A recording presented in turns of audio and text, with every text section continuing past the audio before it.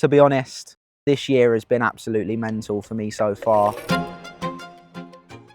In my last 6 sessions alone, I've landed 85 carp, A12, landed quite a few fish out of there, a couple of 30s as well, Ashlands as well. I had the biggest common out of there at 36. B1, I think I've had about 20 fish in a couple of sessions up to 38. I think where I'm watching and fishing with really good anglers, I'm learning a lot very quickly. Me adding things to my angling that I'm seeing people do on the bank is helping me a lot. Just learning new things. As you go, you learn a lot more, and fishing the waters as well. Getting to know what the fish like. Like B1, I remember going down there my first couple of trips. It was quite scary, to be honest. A massive lake. I didn't quite know what I would catch. As you fish a lake a lot more, you sort of get to know what the fish like, what to do in what situation. And yeah, the past 6 sessions, or this year, has been absolutely insane.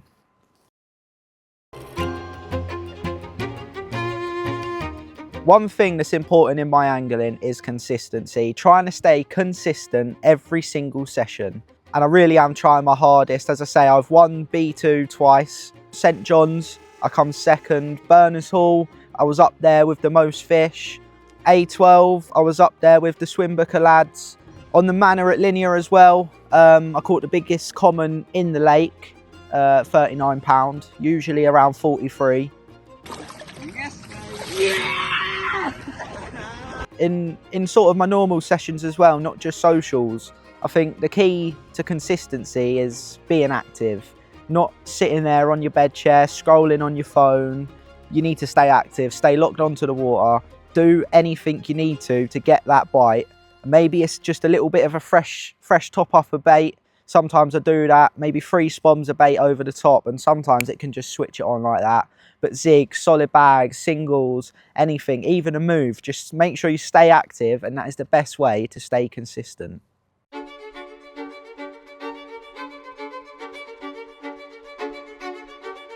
One thing in my angling that really sticks out to me, one moment if you like, was back in 2022. I still remember the date now. It was in October, and I managed my first UK 30 pounder. It was 32 pound 6, and it was a fish called PG. But the thing that makes it stick out in my angling is that 1 week later, me and my brother headed back up to Clavering, and I caught another UK 30. This one was named Chunk at 34 pound 8 ounces, and that has to be one of the key moments in my angling. Did you see that, Steve? I'm gonna go put some bait out.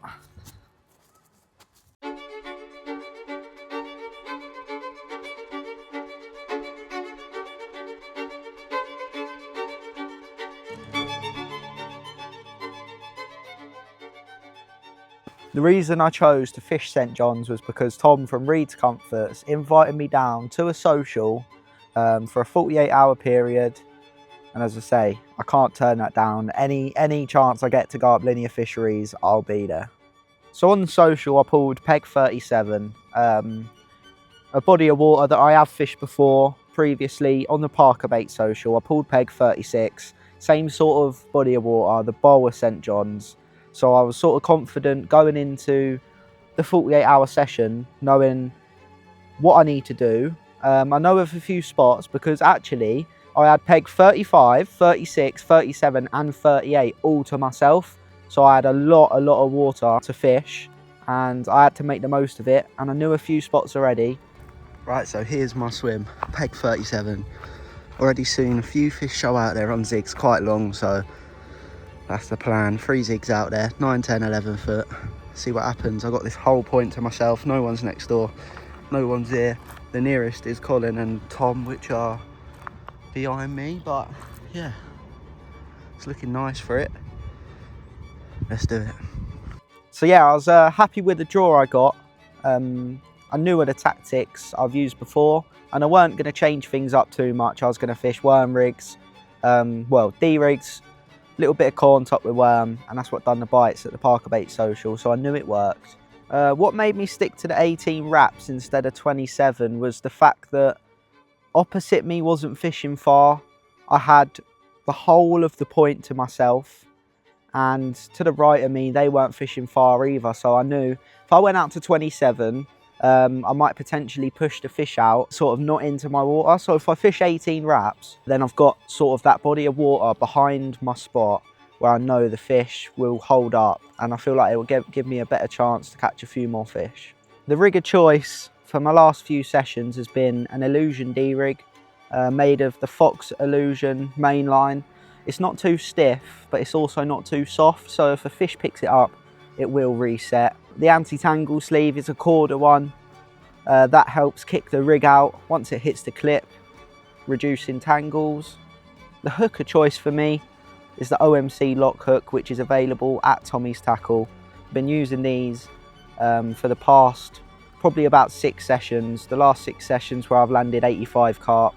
Yeah, they've not done me wrong yet. Absolutely brilliant hooks. And then I've just going down to a little D section I've made with the main line onto a micro ring swivel, which I'll attach my orange corn and a few worms on top of that with the Corda marker elastic.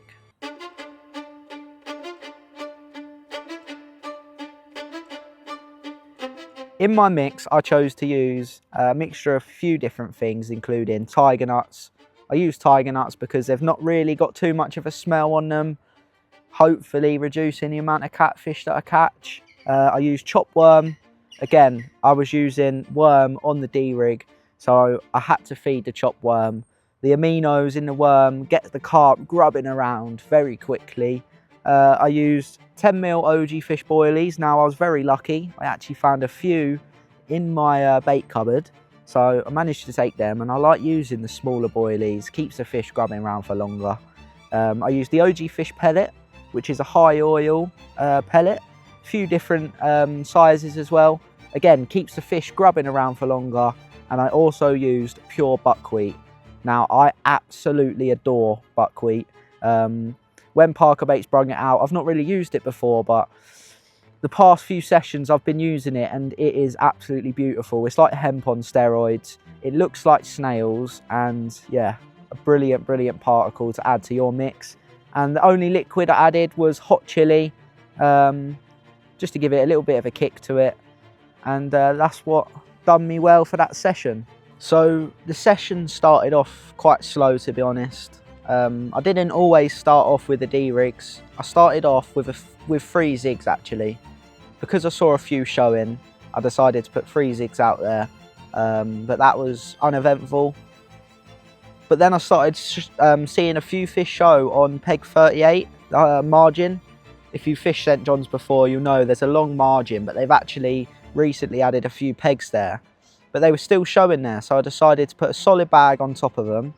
And a few hours later, it was away.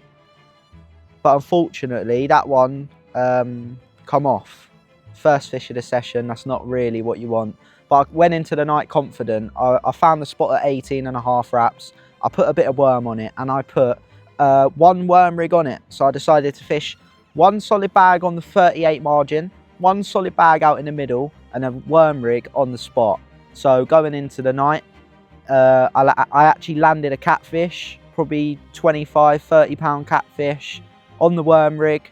So I thought, you know, tie a new rig up because the catfish had grated sort of the main line. I wouldn't be confident with that, so quickly made a new rig up, wrapped the rod up, got the rod back out, and probably about half an hour to an hour later, I had the first carp in the net. It was only about 15 pound, but it was a start.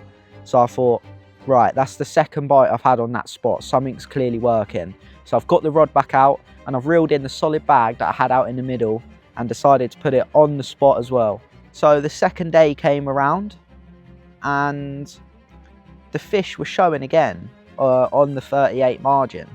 So I thought, right, I'm going to reset this rod. So I've put a new solid bag out there, orange fruit bomb magic bean, a little bit of the garlic flat spot in there as well, Swinbooker exclusive. And yeah, I put it out there, went absolutely out on the money, and probably 2 to 3 hours later, it wasn't a quick bite, 2 to 3 hours later it was away. and I finally managed to land the first carp off of that spot. So second carp for me overall, and it was a lovely 26-pound linear, probably one of the best looking carp I've caught out of St John so far. Fish number 2 for me, cracking upper 20, zipline, and yeah, caught on a solid bag on the Fruit Bomb Magic Beans. Caught on showing fish. They've been fizzing all morning. I'm happy, mate. Once that fish was back, obviously I put the rod back onto that margin, and it was a really slow day. Really slow for me. After that really scaly banger, the day was pretty slow, and I didn't have a bite for a few hours, which is quite expected up St John's. Last time I was up there, it was sort of morning bites only. I'm sure Steve will put a few bits up on the screen now. Most of my bites on the social come in the morning, but around 3:30, I thought, right, let's do this properly. 2 D-rigs on the spot, worm rigs, and let's put some worm over them. So I thought, right, let's do it. So I've done that, and about half an hour later, I was into a fish. I had an absolute screamer on my middle rod on the worm rig, and yeah, I managed to actually get that one in as well. And that was a 29-pound mirror, absolute banger. And yeah, if I didn't catch any more, that fish would have tipped the session off lovely. Here we go then, my biggest fish so far. Carp number 3 for me. 29-pound on the nose, on the worm rig. And yeah, 18.5 wraps out. What a fish. Get in, I'm buzzing. So after that 29, I was absolutely buzzing. After that 29-pounder, the rod I was fishing on the margin, I actually had to reel in. Someone had turned up to the social late and decided to fish in peg 38. So I reeled that one in and fished just down in my margin. And yeah, it was pretty mental actually. I put the solid bag out, and 5 minutes later, it absolutely tore off, and I thought I was into a fish.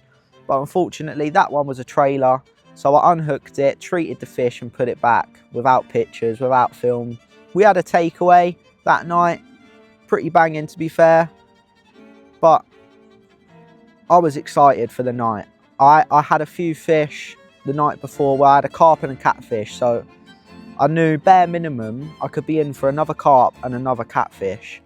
So about 7:30 I got the rods redone, reset, spoms over the top, and nothing happened. I thought I would be in for a quick bite. As the sun went down, thought I'd be in, but nothing happened. So this is where consistency and activeness comes back into my fishing. At 9:30, the sun was going, well, the sun was down. It was getting really dark. I could only just see my horizon marker, and I reeled the rods in, wrapped them up as quick as I could, fresh worm on the rigs, got them back out, and by then it was pitch black. So about 12:30, I had my first bite, my middle rod, and it was a catfish. But while playing that catfish, I actually wiped out my other rod on the spot, my left-hand rod. But I didn't reel it in or anything, so I dealt with the catfish, unhooked it, put her back, and I sat on my bed. And obviously, where I wiped the rod out, I turned my alarm off. Now, I'm just sitting on my bed, tying a new rig up, and all I hear is this screaming clutch just going zzz. And I'm thinking, what is that? And then I thought, I turned my alarm off, so I ran up to the rod, the left-hand rod, screaming off, and I'm playing this fish, and I'm thinking, right, this feels heavy, like this has got some power. I think this is another catfish. Well, anyway, I'm playing it, and it's come to the margin, and I've seen it, and I'm thinking, all right, that's a 30-pounder, and I've got it in the net, and it's a big common, but I still didn't think it was a 40-pounder. So I've gone to unhook it, and I'm looking at the fish, and I'm like, right, that's got to be a mid-30, 100%, that's got to be. Again, didn't really think much of it, got everything ready to get the fish out and weigh it and get photographs and videos. But the feeling hit me as soon as I picked the fish up. As soon as I picked the fish up in the sling to put it on the mat and weigh it, that's when the weight really hit me, and I knew it was a really big fish. So we got it up on the scales, and it was 41 pound on the dot, and I still can't believe it now that I can say that I've caught a UK 40. It still doesn't feel real. Oh my God, I'm shaking. I just landed a mid-30 cat and the rod tore off, the alarm weren't on. New PB, 41 pound common on the nose. I don't know what to say. Oh my God! Oh my God! New PB, 41 pound common, and lads, get me wet, baby! Ooh. Yeah, I think this fish has upped my confidence a lot. In the matter of, I know what I'm doing is working. Well, clearly I've landed 85 carp in 6 sessions, but sort of I know that what I'm doing can catch big fish, and I know that I've just got to slowly get through these smaller fish to get to the bigger fish, which is exactly what has happened. Now I've broken that 40, I feel like I want to be going out doing things bigger and better than I ever have before. I feel like this is just the beginning of what I'm going to bring, not only for myself but to the industry of angling. If I could go back and speak to my younger self, maybe when I caught my first 30 pounder, the things that I'd say is just don't give up. If you're having a bad time at the lake, you're losing fish, just do not give up. The way I like to look at things, effort equals reward, and if you put the effort in, the rewards are there. And yeah, just keep consistent, and yeah, just don't give up in what you're doing. A piece of advice that I'd give to young up and coming anglers is a word that comes up and has come up a lot in this video, and that's consistency. Just try and keep consistent on the bank, consistent in what you do, consistent in catching fish, and you will get noticed. So ParkerBaits in the last couple of years has helped me out a lot, to be honest. I'm very thankful for Tom and Ben and the team. Back 3 years ago when I joined ParkerBaits, maybe I wasn't catching the fish I'm catching now, but Ben, Tom, the team saw the vision in me. They sort of put trust in me that I could do the things that I've done now. Not only that, the socials as well, seeing other anglers fish and taking tips off of them, it really helped me out a lot. Even through competitions, the BYCAC, Ben, Tom, they all helped me out a lot in the competitions to give me the best possible chance. And yeah, I'm really thankful for that. But as I say, it's only the beginning of my angling.